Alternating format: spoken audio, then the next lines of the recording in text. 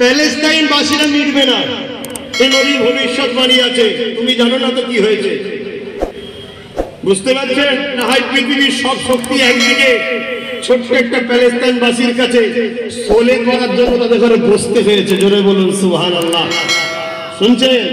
আল্লাহ নবী বলেছেন মসজিদে আকসার চতুর্দিকে একদল মানুষ থাকবে, তারা কিয়ামতের শেষ দিন পর্যন্ত লড়বে।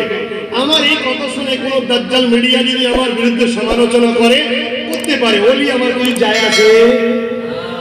পাড়ায় কত কুকুর ভগে, আমাদের অসুবিধে হয়। এই কথা বলছেন না, বলেন না? আমি আমার ইসলামের কথা আপনাকে শোনাচ্ছি, আমি ধর্ম প্রচারের কথা শোনাচ্ছি, কিন্তু এ থেকে শিক্ষা নেওয়া দরকার আছে না নাই? বলুন বলুন।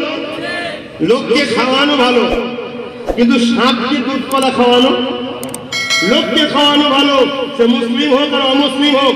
লোক যদি হয় খাওয়ানো, যদি সাপ হয় খাওয়ানো, তাহলে ভেবে চিন্তে একটু পা ফেলুন, ভেবে চিন্তে পা ফেলুন।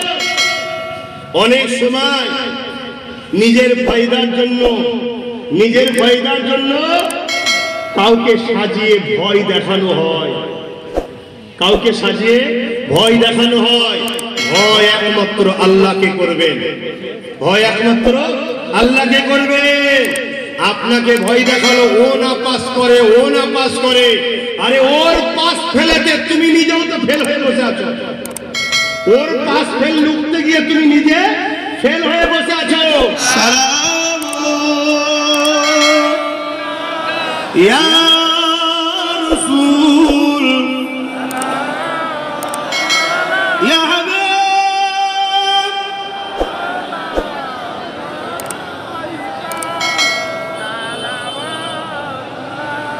ইয়া নবী মদিনা খাতে সব কিছুই পারে এ দেখি